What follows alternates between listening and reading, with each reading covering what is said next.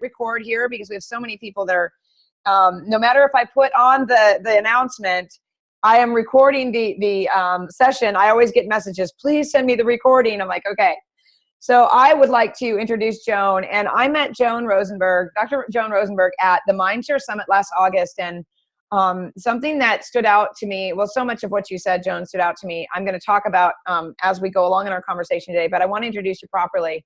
Joan is a best-selling author, consultant, media host, and master clinician, a cutting-edge psychologist who is known as an innovative thinker and acclaimed speaker and trainer. She's a TEDx speaker and member of the Association of Transformational Leaders and recognized for her thought leadership and influence in personal development.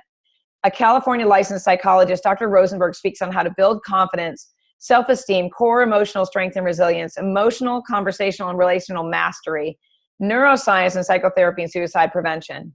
She was featured in critically acclaimed documentaries such as The Hidden Epidemic, and she's made appearances on CNN, the OWN network, Oprah's network, and PBS. You can get more of Joan at the Mindstream podcast, as well as checking out her books on Amazon, such as Ease Your Anxiety.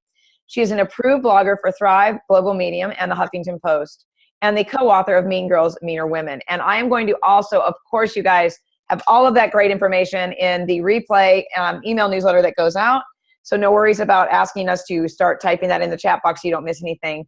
So welcome, Joan. I'm so happy to have you here, and just happy to have you adding to the sixth foundation of health that I think is so important coaches are educated in today, and that is the emotional side of how we can recognize issues with our clients. So happy to have you. Well, I'm honored and very grateful to be here. So yeah, so we're going to talk about. I'm all ears. We're going to talk about emotions today. We are going to talk about something that you call the Rosenberg Reset.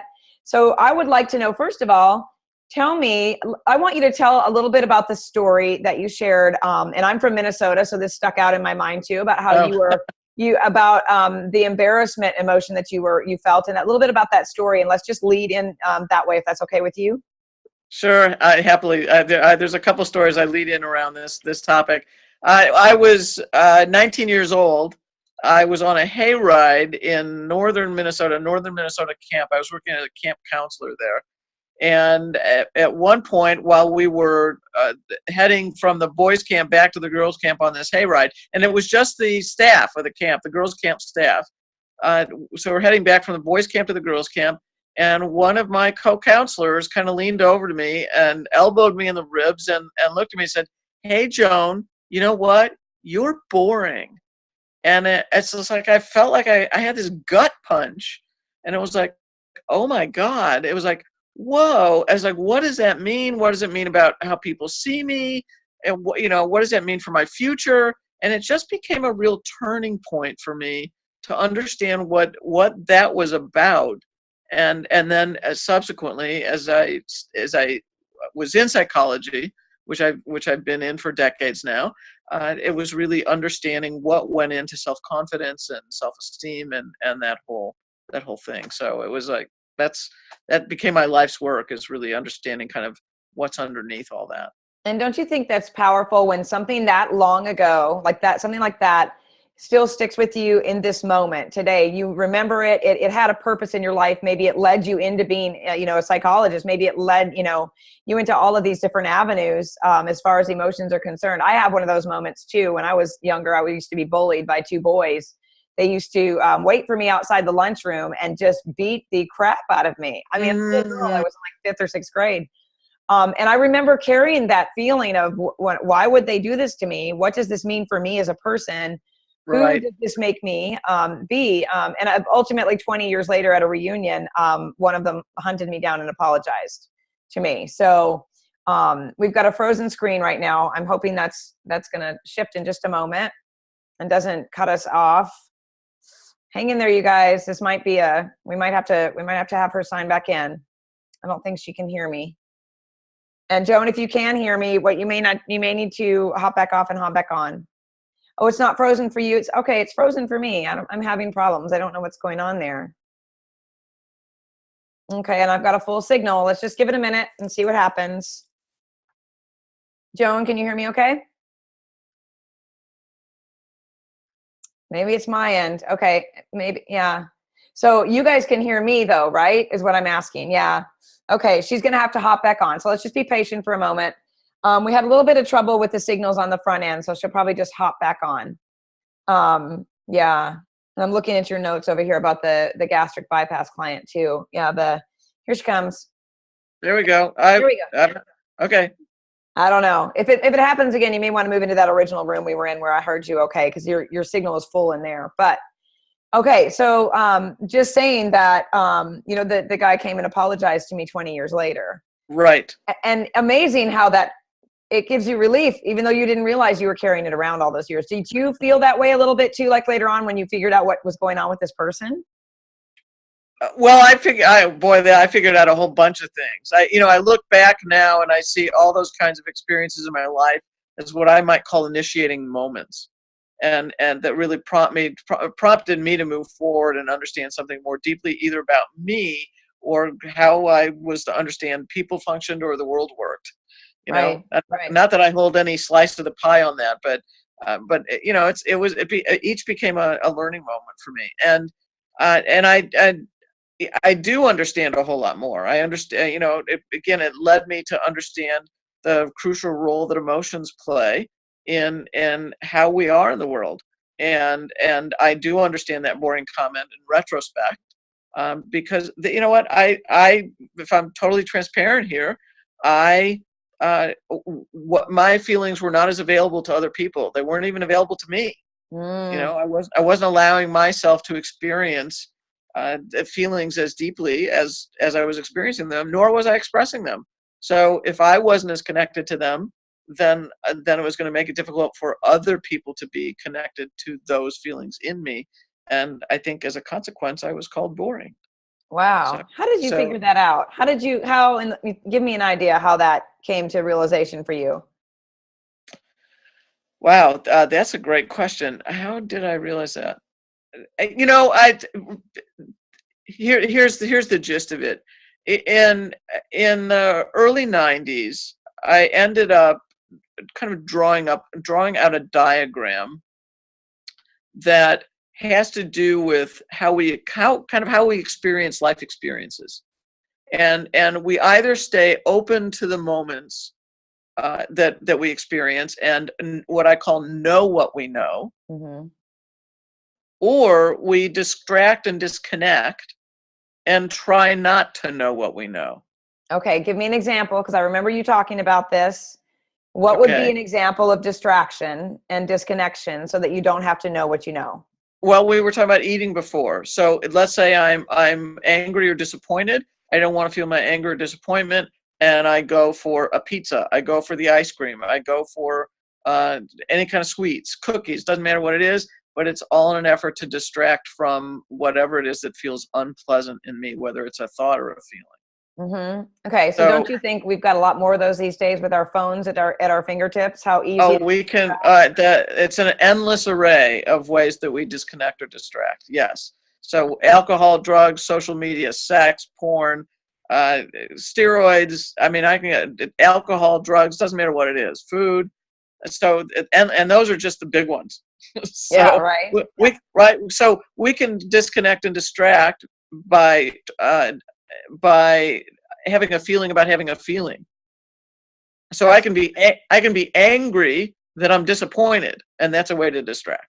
So that you don't have to feel the disappointment. Bingo. So it's so nuanced. There's probably 30 plus ways that I've identified that people disconnect or distract.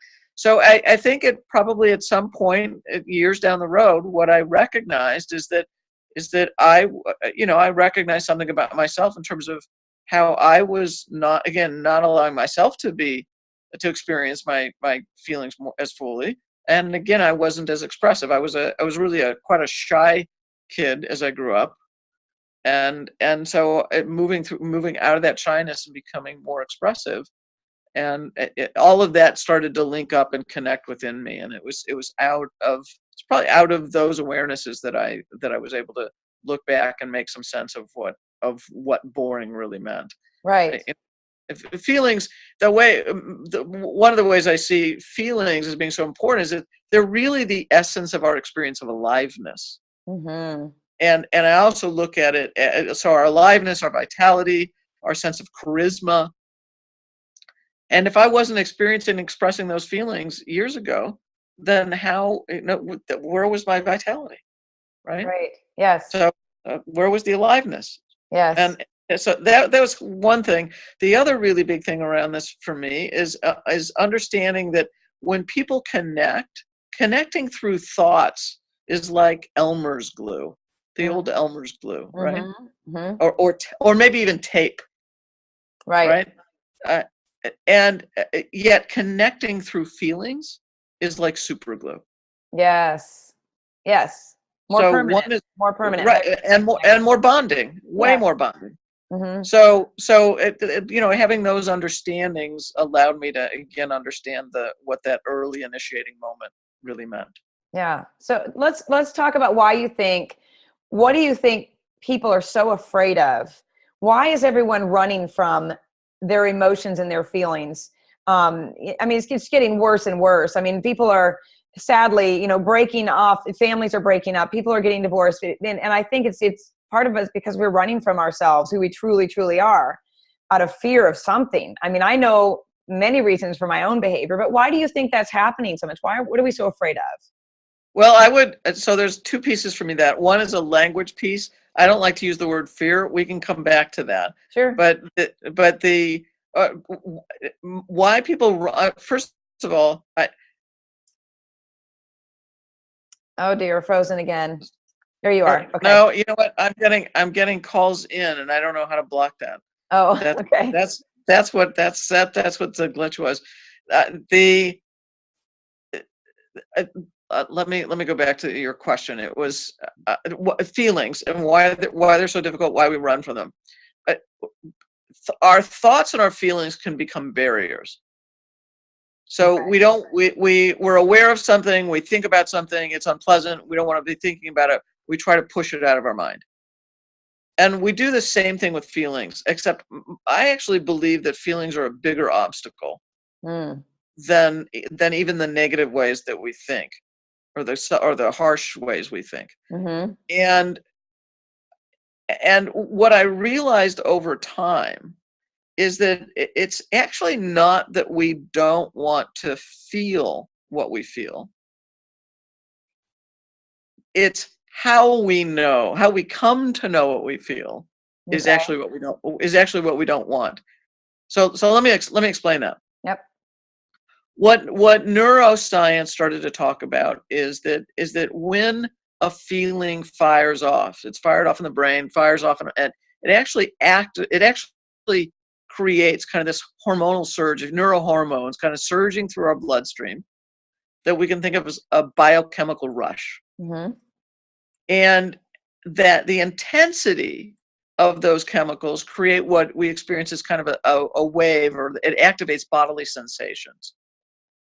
And then those bodily sensations that subside, those neurochemicals or neurohormones are kind of like flushed out of our system. They dissipate. And that whole process lasts roughly 90 secons.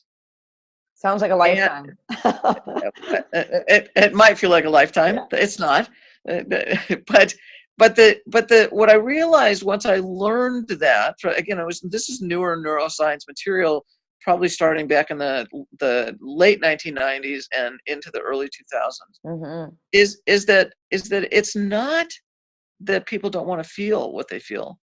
They don't want to feel the bodily sensation that helps them know what they're feeling emotionally. Okay.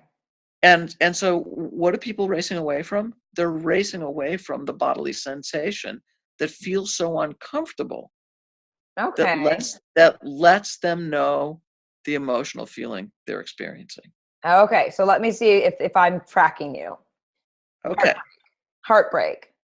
Breaking up with a boyfriend or a girlfriend. I remember when I was in college and was broken up with, and you could feel that constrictive, heavy feeling in your chest. It was very uncomfortable. It was a terrible thing to feel. That kind of thing. That's what we don't want to feel. Exactly. So, right. And that's going to show up differently for each one of us. And it's going to show up differently for each of the feelings that we have. Interesting. So, and for me, that's what I talked about in my TED Talk. And that's the nuance, that's the twist. But if people can really get that, and they stay with the bodily sensation that lets them know what they're feeling emotionally. Yes. Again, 60 to 90 seconds. All I have to do is ride the wave of that. Yep, and that's what I was going to talk about. That's what you said that was powerful. I want you to tell a little bit about the wave, because I remember you had us go through an exercise about that feeling. Like, I think if I remember recalling a painful feeling or a feeling we were not comfortable with, and you talked about that. I want you to kind of do the same thing. Like, tell us about how that wave works. Okay, well, so people can do it as they're listening here if they want.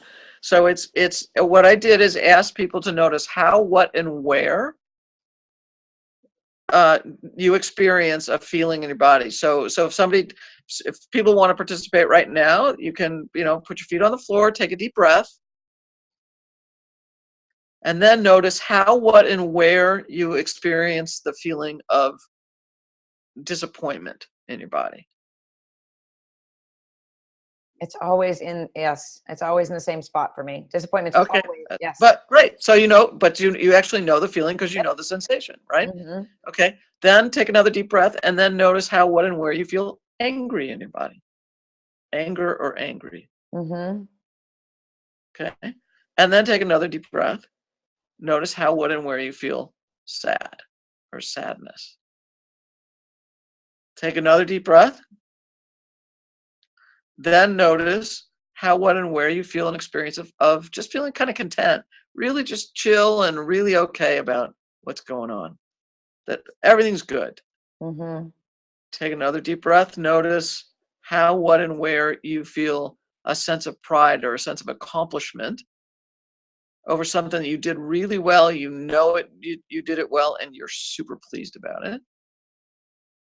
And then notice how, what, and where you feel kind of a real excitement about something coming up it's going to be a really good experience. You're excited about it. So then it's then noticing, again, for each person, it's noticing how, what, and where those different sensations showed up in your body, that in each of those are attached to the different feelings that I was naming. Mm-hmm. So that was the experience. So that you can start to notice, oh yeah, it is actually located in my body. Yes. And the other thing I don't know if I said when I was at the Mindshare Summit is, but we never talk about feelings coming down. Right. We only talk about feelings coming up. Yes. So it's body informed. Even the language we use speaks to the body informing the brain. Okay. Right? So feelings before thoughts, right? Well, actually, yes. Since bodily sensation travels faster than thoughts. We're talking nanoseconds, right? But the bodily sensation travels faster than thoughts. So it actually takes us whatever that moment is to be aware of whatever it is that we're experiencing. Then the thought comes in and we can speak to what we're experiencing. Wow. So I think it was very helpful for me, because to be able to put an understanding on a feeling or a physical sensation can relieve stress and anxiety. And I'm just going to use one of my members of my group today. She had posted something about how she felt this sensation in her thyroid. It was something that's come up and down. Come up many times in her life, or she'd had an MRI. So obviously there was some anxiety about the feeling, and nothing showed up, and it was a physical sensation, right? I knew that feeling because I had it before. I had walked the same road. I had an ultrasound on my thyroid too. And I learned that it was just a reaction to stress. The hormones were being pumped out of the thyroid. It was just a reaction to stress. So now when I feel the physical sensation, that feeling, a very physical feeling in the throat, like you almost feel like there's something there, to know that it's not something serious relieves anxiety. But I know that that's where that physical feeling happens. I don't know if that makes sense, but sure. Yep. touching on Absolutely. that physical feeling can relieve anxiety that we have, that something's wrong with us in a bigger way. Right. Yes. Yeah. And the other thing I would do is, I'm like I said, I'm a person who really plays with language, and so the anxiety, I would actually change that word to vulnerability. Okay. Tell me why you would change that. Go ahead. Tell me what that is. Well, I think anxiety by and large is misnamed. Okay. I think both fear is misnamed and anxiety is misnamed. So that fear, if we look at what the way psychology talks about it, fear is danger in the moment right now. Mm-hmm. So most of us in general are not experiencing fear. True. So What do you replace so that? then so then let's not use the language of fear, because when we use the word fear, we just activate it for ourselves. Just use it when it's relevant, when you're really in danger, when you're really at threat. So danger or life threat. Then say you're fearful. Makes sense. And I would want all the sensations that come with it, the fight, flight, freeze responses, to be in place for you. The more appropriate word then would be anxiety. And anxiety is what people call a diffuse apprehension of the future. Okay. It's kind of this vague sense, ominous sense, something's going to happen. Yeah. But doesn't mean it will. It's just that we have this vague sense, and usually we're thinking in a negative way. We're not thinking in a positive way. Yeah. Right? So, except what I've experienced over years is that that's also misused. More times than not, people, when they use the word anxiety, are either not allowing themselves to experience and express certain feelings, or they're feeling vulnerable. Okay. So trapped feelings that you are not getting rid of could cause that feeling of anxiety. Well, now that's an interesting thing. You wanted to turn this into a wide-ranging discussion. When somebody says to me that they feel trapped, Mm-hmm. generally they're not trapped. Yes. What's trapped are the words that are not coming out. Okay. Totally get that. I totally get that. So people are, when I hear the word trapped, it's almost like radar. And what that tells me is the person is probably not expressing themselves in situations that require expression. That totally makes sense. And let's even take it deeper, and let me ask you your opinion on, maybe this is too hokey pokey, but what are your beliefs about how the body handles those types of things? Like there's a lot of, How the Body Speaks the Mind by Deb Shapiro is one of my favorite books, The Body Speaks the Mind. And she talks about how if the thyroid is sending out, let's just keep on the thyroid topic. I'm teaching it next week. So the thyroid is pumping out hormone because something's going on. And it's, I always believe the thyroid is a victim of circumstance. It's going to respond to what's happening, what we're thinking, what's going on around us. Could that be something that is because we're not communicating? They said that this is the center of communication. Can someone have symptoms in their thyroid because they're not communicating their feelings or expressing the words that they need to say? What are your thoughts about that?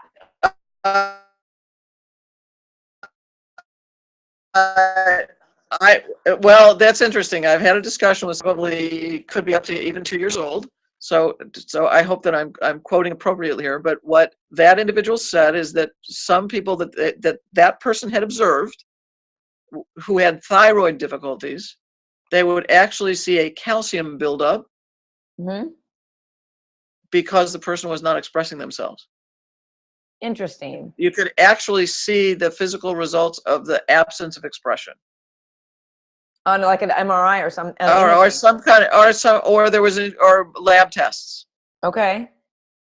It was through lab testing. Yeah. And that when the person started to express themselves better, whatever that lab result did, it would shift back to normal.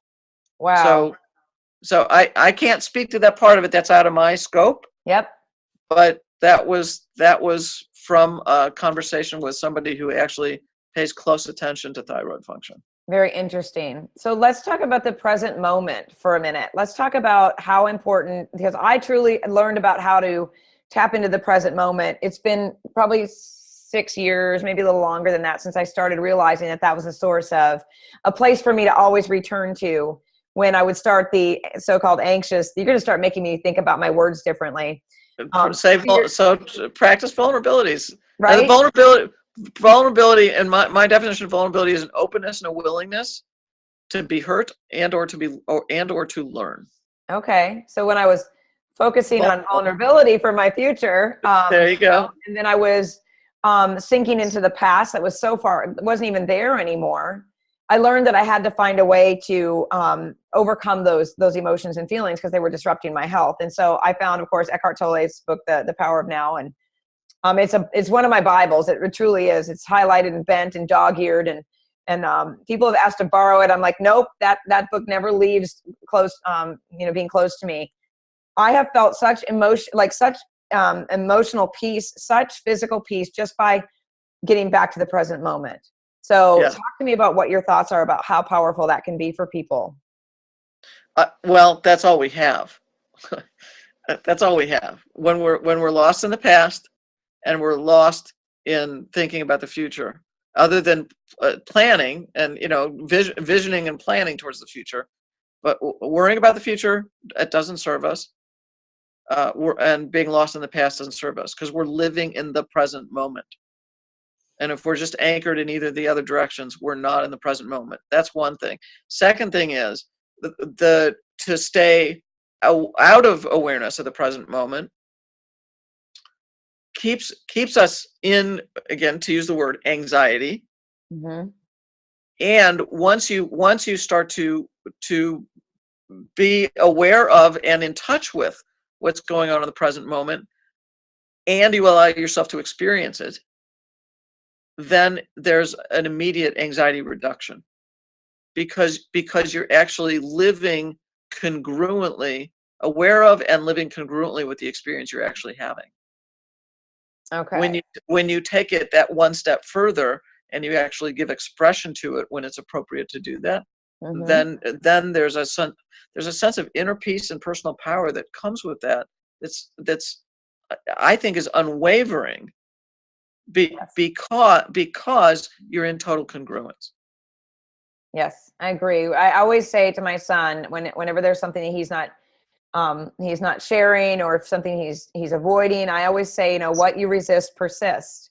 The more you try to ignore that you're sad or mad or irritated or whatever, it's just going to stay there. It's not going to go anywhere. You can wish it away all day long, but if you don't deal with it, face it, don't judge yourself for it, let it watch and move by. It's going to come back. Yeah. Right. Yeah. Yes. So I want to talk a little bit about the emotional mastery. Like, talk to me about the emotional mastery. What does that terminology mean? Where did you come up with emotional mastery? What does that look like? I mean, so many people don't know how to live in the present moment. So many people are wrought with anxiety. We're living in a world that I think does nothing but feed all of these uncomfortable feelings that we are dealing with. So talk to me about the emotional mastery. Okay. I think, well, again, I look at vulnerability. Vulnerability is very, very interesting to me. And I look at vulnerability in two different ways. One is what I call non-conscious vulnerability, one that we all experience all of the time, no matter what. The second is vulnerability that we choose into. Okay. So the scope of the way the world is working right now has heightened our awareness of the non-conscious vulnerability. Okay. Give me an example of non-conscious vulnerability. So you feel like somebody's staring at you. You turn around and find out that somebody's staring at you. Okay.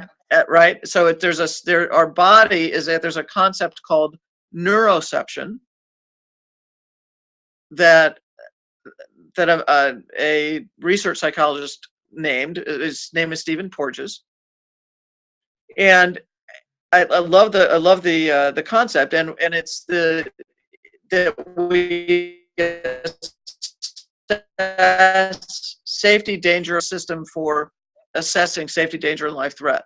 Which exists in all of us. It's the why the cat has the hairs on the back, or the stand, right, or it's why we feel like we get the chills, goosebumps, our hair stands on end, whatever it is, all the different phrases. Right. But it's because our sensing ability that we're not in charge of is sensing safety, danger, or life threat. Interesting. Yes. And so that's what I would call non-conscious vulnerability. It's just it's innate in all of us. Okay. It's built in. The vulnerability that we choose into is we're both being vulnerable right now. We've chosen into that. People can come back and go, well, wow, that was really dumb, or that was awesome, or whatever they say, right? So we're choosing to put ourselves in position and where we're open and willing to be hurt or to learn. Right? So for me, it's encouraging people to be not mindful, but not lost in the awareness that we're vulnerable. We're just vulnerable beings. Mm-hmm. Period. Yep. And if we can stay aware at least that low level of awareness that we're just simply vulnerable beings, that's the non-conscious kind. Yep. And then choose into all the other vulnerabilities we want to choose into. Yes. Taking the risks we want to take, going after things we envision, going after things that we dream, going after things we want to pursue. We can do that because we're actually more mindful of the vulnerability that we all have on a day-to-day basis. Right. But it's not to I don't want that to thwart us. It's like we just have to recognize that's just the way it is. Right. And to choose into what we want to pursue. So what are the dangers of not being vulnerable for someone emotionally? I mean, I know people who they show no vulnerability. They're not the most pleasant people to be with. But not, and I don't mean dangers, but you know what I mean? Like, what's the downside of not being able to be a person that can be vulnerable with others, that can step into that feeling and share those, themselves and not worry about being judged and just be who they are? There's so many people out there that don't know how to do that. I would agree, and that's what the emotional mastery piece is all back to. Exactly. Yes. So it's right. So it's the downside is you feel more isolated, you feel more alienated, you feel more disconnected from yourself. There's less joy. There's less sense of aliveness. There's less vitality. There's more depression. There's more anxiety. There's more bodily symptoms. There's a greater sense of helplessness. There's a less sense of control. There's heightened vulnerability. The list is endless. Yeah. Really. Yeah. So and probably less enriched friendships. An unwillingness to ask for help, which fosters more aloneness and more depression. I mean, it's not a pretty picture. No, it's not. And unfortunately, I think that is, just even being working with our clients, one thing, as we are health coaches, most of us are health coaches, I feel like it's super important on the front end of my relationships with clients to let them know that I am a safe place for them. I am meeting them where they are. I am hoping that they understand that their vulnerability, the choice to be vulnerable with me is going to be completely up to them. And most of the time, I'd say 98% of the time, I would end a 3-month relationship with a client with them feeling like they had unloaded so much of the things they had been carrying around, whether it be from their childhood or their relationships with their husbands or their wives or whatever it may be, and their health improved. Now, whether it was not from the working on the food or whatever it may be, I still always have believed that there's a piece of us that can never be optimally healthy if we don't tackle this emotional part of our being. Like if we just change our food, our sleep, our fun, our stress, and start exercising, great. But isn't there that element, right, that everyone should be addressing, and that's the emotional part of ourselves, correct? Don't you think? I absolutely agree. Yes, in fact, I had a conversation about a year ago with somebody that where I think the two primary ways of intervention have to do with everything that centers around nutrition, and the second part of it has to do with emotion. Yeah. So you don't deal with either one of those, then you're entirely at strain, if you will. I agree. So we've got a question over here from Nicole. She says, do you think to be a successful coach or someone that is, like we are, we're out there trying to do everything we can in the world to help people be optimally healthy, do you have to be publicly vulnerable, via blog, social media, etc.? And by that, she means owning your own wellness, your mental flaws, etc., so people see that you are flawed as well. What are your thoughts about that? I think that's a mixed bag.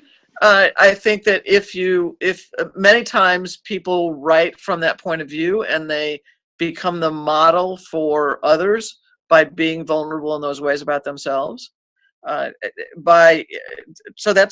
think that's one way of approaching it. Is that a have to? No, I don't think that's a have to. By training, I've spent years, years not disclosing the demographics about myself with all the clients that I've worked with over time. Now I think I'm changing that again as I'm aged, if you will, and growing experience in the field. It's more of me is coming out, not just my observations and perceptions of what's taking place, but probably more life stories. And but it's always in the service of the client. So do you have to be totally transparent in that way? No, I don't think you have to. I think you relate the elements that you know will serve and help educate others. Right. So if you are a person who has a niche of working with women who are trying to get pregnant and you yourself have suffered through a miscarriage, it might be appropriate to say, I understand the desire to have babies and I've been through this particular thing in my life, and that might enrich your relationship with that particular client, but you may not share that with someone who's just trying to lose some weight. Right. And you also might not share it with somebody who is trying to get pregnant either. Right. Yes. Or has had again, I think because I've also watched health professionals share information that didn't belong to the client, and it was like the experience was not fully processed by the individual. So the way it came out was actually making the client carry the material as opposed to the clinician or the health professional basically having processed it for themselves. Right. That makes sense. It's probably a bad example. I was trying to say working with people who are, maybe dealing with the fertility thing. We don't want to tell someone, well, I know you're trying to get I understand. Yeah. No, it's a good example. It's as good as any other example. Okay. Well, let's talk about grief. This is important. This is a great topic too. And I'm really glad Leah's asking this question because there's been a lot of my friends have been losing people. Their parents are, I'm in the age where people are starting to lose their parents or their dementia's coming in. So I've seen a lot of grief in my own life as well. But Leah is asking, this is a big question, Leah.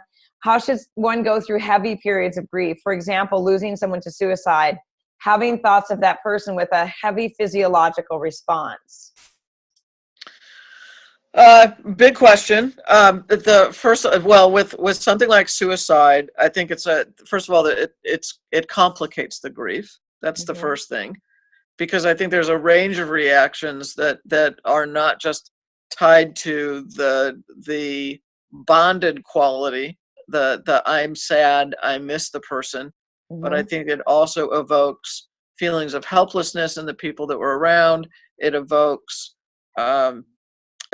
can evoke anger and resentment, or some what I would call kind of the toxic elements of feelings. So there's why didn't somebody tell me? Well, how come I did? And so that there can be anger in there too. So where there's an experience of suicide, it's more complicated. The grief in general, I think of waves of waves. So I was referencing the wave of feeling before. In this case, with grief, it's waves of waves. So it's not that you're just going to get one wave and you're done with the feeling. That's not true with any of the feelings that I'm talking about either. And I usually reference 8 unpleasant feelings. Notice I'm also not calling them bad or negative. They're unpleasant or uncomfortable. So with the grief, you have to stay present with or knowledgeable. Know that the what's likely to happen is that you're going to go into spontaneous, unexpected periods of just tearfulness or anger or whatever it might be. So when you think grief, think sadness, anger, disappointment in particular. Sadness. Sadness. It's actually the acronym of SAD. Sadness, anger, disappointment. Okay. And that those are elements that we often so when you're in those states, if you will, then you're grieving. And where there's complicated feelings, I think it's if you have a chance to talk about it with others, if you connect, the key thing is not to be alone in this experience. Go be with others who've experienced it, so that you can. And there's countless suicide groups. That suicide where there's been a suicide, there's countless groups available for people to connect to. So the key is don't be alone. be with other people who've been through the experience. Make sure you're expressing yourself. If you need to journal and write about it, please engage in that as well. And if you need professional help also to sort it out, please do that. Yeah. I'm a really big fan of therapy. Let me tell you that. I should be walking sandwich board for it. Eileen is asking, it kind of goes along with the grief as well, but she says it's a tough question, but can a parent who has lost a child dwell on the grief? Well, we know they can, because they do, but she's saying, I have a friend who is 10 years old, and I feel like she almost, I don't know if that makes any sense. I feel like she almost cultivates the grief. She's isolated with other bereaved parents, and she is angry about how others don't communicate correctly in their responses to her grief. I'm reminded of Eckhart Tolle's Pain Body. Have you seen that? Oh, she's 10 years out. 10 years out. I'm sorry. I read that completely wrong. That was on me. She typed that right. So 10 years out, and sounds like she's feeling, she's carrying this, and that sounds like she doesn't feel like people are understanding how she's feeling and so on. And yes, I'm very in touch with the Pain Body. So what do you think about that? People who are stuck in grief, how can, it sounds like she's just stuck in her emotion and her feelings.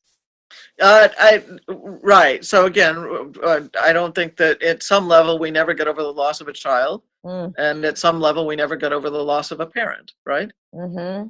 And so the key here is that we can't stay, if we're still holding on to the grief, then we're actually not living fully in the present.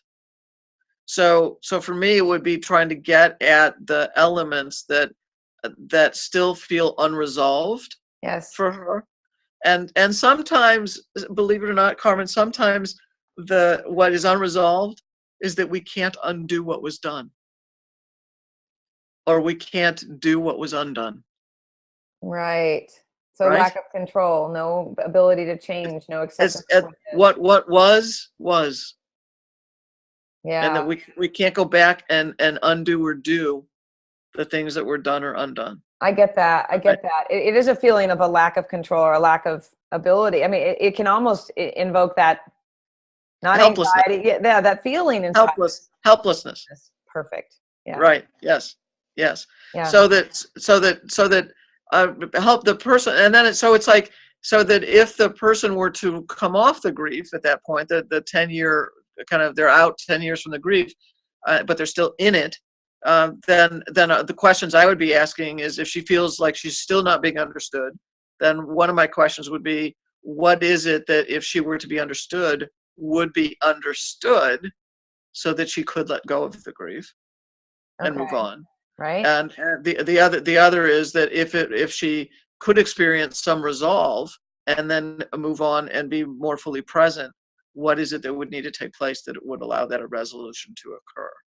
So kind of chipping away at what she's stuck about. Is she stuck about, does she feel like it was unfair? Was she able to talk to her child in a loving way before he passed away? Like, which piece is keeping her stuck is what you're asking. Exactly. Chip away from it. Yes. Get to the bottom of it, and then let those feelings, and then the resolution will come. They'll fall away, and she can move forward in her grief. Yeah. What needs to be resolved? Yeah. So, yes. I mean, I'm that way about all health issues, anything that somebody's got going on. I think we need to, we can throw symptoms and diagnosis at things all day long, but if we don't know where it came from, why it started, how it began, you're really not getting to the main reason why someone's not well, not happy, unhappy, sad, stuck, all of that. Agreed. Totally agree. Yeah. Yes. I love to get down. And that's what I try to teach coaches too. I'm like, we are investigators and detectives, but we are leading our people to the reason why this happened in the first place. Right. Yes. You can build a really beautiful mansion, but if it's built on quicksand, it doesn't matter. You got to find out why the house is falling apart. Well, there's quicksand under there. Right. Exactly. Right. Yeah. Right. And timing is always super important. Yes. So it's like that timing is crucial to that investigative element. So I agree. So we have a question. Yeah. What are your 8 unpleasant emotions? I remember some of them, but go ahead and tell us what those are. Sadness, shame, helplessness, anger, vulnerability, embarrassment, disappointment, and frustration. Yeah. I think I've had all those in the last week or so. And, and again, it's not that you'll experience all 8 at once. Mm-hmm. You could experience one or a few at a time. The Yeah. thing to just ride the wave of the unpleasant feeling. Is it one wave? No, it's not necessarily one wave. You might have to ride multiple waves of the feelings. Yeah. And grief, generally speaking, is waves of waves. Mm-hmm. Definitely waves of waves. Yeah. And Maria made a good point that, some people feel guilt on letting go of grief, in the Catholic culture, especially. And I think that plays a big part of it too, is how are we raised to believe that we should feel? Are we stuck to something that we were nurtured to feel? Do we believe that it's bad to move on from something that other people don't think you should move on from? I think that plays a part in grief as well, or sadness, or change, Yeah, well, okay, yes, I would agree. There's lots of cultural mores around these kinds of things. One of the again, I would challenge language here again. Mm-hmm. So I don't think of guilt as a feeling. Right. I think guilt as a thought. Guilt is a judgment. Yep. Guilt is a judgment. Judgment is a thought. Okay. So it's not the feeling of guilt. So somebody's thinking guilty, they're not feeling guilty. Right. Yep. Well, what would that feeling feel like then? See, that challenges everything I think about, right? All right. See, you're making me think too much. So I'm going to be thinking about different words differently totally, as I go through, because we tie so much of our feelings into thoughts. We truly have tied so much of what a feeling is into a belief of a thought. You're challenging me, Joan. Good. Because one of the things I like to talk, now I'm going to think of another way to do this. Maybe I am, maybe I'm not, but I do like to talk about how unhealthy it is for people to sit in guilt or in shame or in an emotion that doesn't feel good to them, or throw that into a backpack of guilt. It's one of those things I say, if you eat a cookie and you sit and you think about that cookie for 2 hours, to me, you're just putting it into the backpack that you're going to carry around with you all day long. It's going nowhere. Instead of just seeing the cookie, oh, you ate the cookie, probably not a great choice, but you move on from the cookie, right? Yes, totally. Guilt, carry that around. It becomes a heavy burden inside of the body, the feeling of guilt, shame. Yes, the thinking of guilt. So let me walk you through that. Yes. So this is and again, I would, if people are game, what I would encourage them to do is to watch the TEDx talk, which is because when you hear that, you'll get the kind of the core of the work, and then I'll give you an application piece that's tied to that, and it's tied to guilt. It's tied to harsh self-criticism. Okay. So I think of harsh self-criticism. While it can be a problem, I don't think of it as a problem. Harsh self-criticism as super toxic. Yeah. It's like harsh self-criticism is like drinking poison. Yes. And a harsh self-criticism is a distraction from unpleasant feeling. Okay. So guilt can be seen potentially as harsh self-criticism. Mm-hmm. And it's toxic. Yes. Yeah. So that makes sense. Right? So what's underneath guilt is probably disappointment. I would 100% agree with that. And that I think that's disappointment can be about in the way that maybe we handled something, in the way that we thought of something, that disappointment in ourselves, which then again goes back to self-criticism. Right. Yeah. Right. And by and large, harsh self-criticism is the thought hijack from unpleasant feeling. Yeah. See, I love all this I could talk about this stuff. This stuff is so eye-opening to me, because I think we sometimes just sit on the surface of things like this and don't ever really get into them, about, about how to help people understand them, how to help people understand their feelings, how to help people lose the guilt and the shame around. I just think it's such a big piece of why people aren't well today. Yes, I agree. And we had Nikki on last week. Nikki Greatrix came to us about emotional trauma, the adverse childhood experiences. And That is becoming the sixth piece for me of the the five foundation of health. I've added that on as the sixth piece because all of the physical changes in the world and all of the foods you eat and all of the things you adjust, how you move your body, it's going to give you a little bit of a step up in your health. But what if there's that unresolved trauma living in your body and your cells? Right. I mean, right. What are your thoughts about that? What's your experience with childhood trauma in what you do? Has that been a big piece of what you do with people to help them? Well, oh yeah. I mean, that's unfolding all the time. And do I think it lands cellularly? Yes, I do. And I'm adamant, really adamant. I'm working on a book called 90 Seconds to a Life You Love. And one of the key pieces of it has to do with being able to speak up, being able to express yourself. And I think that we have to move the trauma from, again, stuff that we're trying not to know, to knowing, to giving some form of expression to it.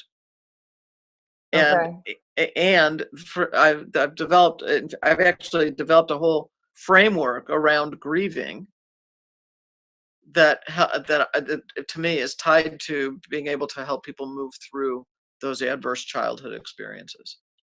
Okay. Now, is this anything to do with the Rosenberg reset, which I want you to tell us what that is? Okay. Well, it's different from the Rosenberg reset. Okay. It's believe it or not, I'm doing a second TED Talk, and it's going to be the focus of my second TED Talk. Okay. Basically it's the in my mind, grieving is the pathway to forgiveness. Interesting. I just want to make you think. You are, because I'm in a personal experience right now where I have been in a state. I've actually become like the whole conversation we're having today. My mentorship and mastery people, I consider them my online family. Yes. For the ones, especially the ones that I'm in all day, I mean, I know them well, and I feel like they are just a part of my life, not just people who I work with. Of course. So I was vulnerable on a video, it's been a while now, about something personal that happened in my life, and have been moving through the stages of grief, not an actual physical death, but an emotional, death, relationship wise, that I believe has an opportunity to be reborn. But the grieving process, I've never, besides losing an animal, and anyone knows me, I'm an animal welfare advocate, rescue everybody, but I've lost many animals in my life, and the grief has been extreme. Well, this has been something different. So when you were talking about being vulnerable and then moving through grief and feeling those emotions, right? And then having to understand the emotions in a completely different way. It's been a completely different experience for me. This whole time you've been talking, I've been thinking about how I've been moving through that. Oh, interesting. 100% been seeing how I've been doing this. Not that I've been doing it right or wrong, just how maybe I can see and do it differently if in the future when these emotions come back to me. Right. It's been really cool. Like, seriously. Not that I wanted to think about myself this whole time, don't get me wrong, but it's powerful it's going to be interesting to see how, I'm watching the chat over here and how people are talking about their families and how they have moved through grief and how their mothers or fathers lost someone and a tumor came up and things like that. See, thinking it's good. It's good for us to start thinking about this. And I'm going to ask Stan's question too. And then I want to go back to the reset thing real quick. Okay. Okay. So the Rosenberg reset in essence is one choice, 8 feelings, 90 seconds. Okay. So the whole idea here is that when we experience something, doesn't matter what it is, it's not stubbing our toe, but it's obviously our emotional reactions to something. It's staying in the moment. So it's being aware of and in touch with as much of your moment to moment experience as possible. That's the one choice. So it's to know what you know rather than trying not to know what you know. Okay. Yep. Okay. So the one choice is staying in touch with as much of your moment to moment experience as possible. 8 feelings I've already addressed. Yep. So the 8 feelings are the ones that I mentioned. It's then to acknowledge those unpleasant feeling states. Again, we're losing you. Just a moment. Staying in the knowing of them. And so and then the last, coming back here, there. Yep, there Can you hear are. me? Okay, yep. Okay. So Okay. acknowledging them, knowing what you know. Yep, and then No, what you know, acknowledging the feelings, okay. and then knowing that you just have to ride one or more 90-second waves of feeling. So in essence, if I encapsulate it in a sentence, it's if you can ride one or more 90-second waves of one or more of 8 unpleasant feelings, Right. then you can go pursue anything you want in life. I believe that. I truly believe that after what I have been going through. I 100% never thought that I would think that that would be true, but yes. So that's in essence the Rosenberg reset. One choice, 8 feelings, 90 seconds. That's awesome. Okay, so let's speak to Stan here. We're getting close to time. Stan says, how much do you think culture plays in feelings, emotions like sadness and shame? For example, I was raised in a legalistic religious neighborhood and don't do this, don't do that. My learning experience is that that does not work. How much do you believe? Well, you will never shed yourself of your own inside self experience. So it doesn't matter what you're told. Yep. I mean, it matters by way of you behaving in those ways so that you were accepted and felt like you belonged. But internally, you still have your own experience, and by whatever you did as you were trained, you could have trained yourself to cut off from feeling. Except the beauty of it is, and what we know about the brain in terms of its plasticity, the way it can grow new neurons, the truth is that you can actually kind of rewire yourself, so to kind of, in quotes, rewire yourself back up where you can actually experience those feelings more fully and then being able to express them. So maybe in childhood you didn't feel a choice. Certainly in adulthood you're at choice to think and behave differently. Yeah, I think neuroplasticity is fascinating, and all the modalities that we have to do that, the EMDR, the neurofeedback, all of those things are available to us, but we first have to have the desire to know that it's possible, or to make the decision to want to change that connection we have to an emotion that doesn't serve us anymore. Correct. Absolutely. Yeah. Awesome. Yes. Okay. Yeah. Maria's saying, I think she's asking, how do you start talking to people that can't talk about their feelings or never did? Is there an easy way to become that, person that can receive someone's feelings, express themselves? You mean to encourage them to express themselves, or to? Yeah. Well, I mean, depending on your role in their life, it would be to start to talk about the importance of expression. Again, one of my thoughts around this is that it's not that we're confident and then express ourselves, nor is it that we know ourselves and then express ourselves. Right. It's as we speak, we both come to know ourselves and develop confidence. Right. It's through the speaking we develop confidence, and through speaking we actually come to know ourselves better. Yeah. So it would be an invitation for people to start to speak so that they can experience both the knowing of themselves and the confidence. Yeah. And I've always believed, that somebody that I am very close to, a social worker friend of mine, she's a marriage therapist, and she is in an office with another therapist. And I've always said, why won't you be my therapist? And she's like, I know you too well. But she's always said that when we are asking people to go to a place that we have yet been on our own, it is very difficult to expect that person to open up to us, right? Not necessarily the experience of death or the experience of depression, right, but the ability to examine our own lives and be comfortable with moving through our own emotions can help us to help someone else to be able. Oh my God! Oh yeah, yes. So the way I think about that is that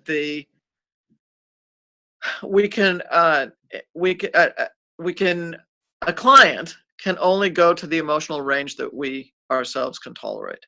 Yeah, that's awesome. I love that you just said that. I just finished watching. I don't know have you heard of Kyle Cease? Yes, I know Kyle. Oh, he is like blowing my mind with his Deep Down program right now. Literally, I could watch him over and over again. It's just amazing. But he had a man on stage in one of the videos, and he was telling the guy was saying, all I want to do is help people, because someone passed away, and he was like, all I want to do is be there for them and answer their calls and support them. And that's what I want to do, and Kala was saying, well, you can only take them as far as you've been, basically. That's not word for word, but the man was struggling and suffering in his sadness and was wondering how can I not help these people? And he was saying, well, because you're still there. You're not, Right. You have not gone above. Right. It was so awesome to see that, like the way I know you've probably seen it, but oh my gosh, it's just, you guys need to get that program. Just saying, deep down, Right. all I can tell you. But it was powerful. So I'm glad you said that. Well, think of it from the standpoint of parenting as well. A child can only grow to the emotional range of the parent. One of your coaching clients can only grow to the emotional range that you have. So I must be 90, because my son is like a little old man. He is so emotionally, and like he's just like a little old soul or something.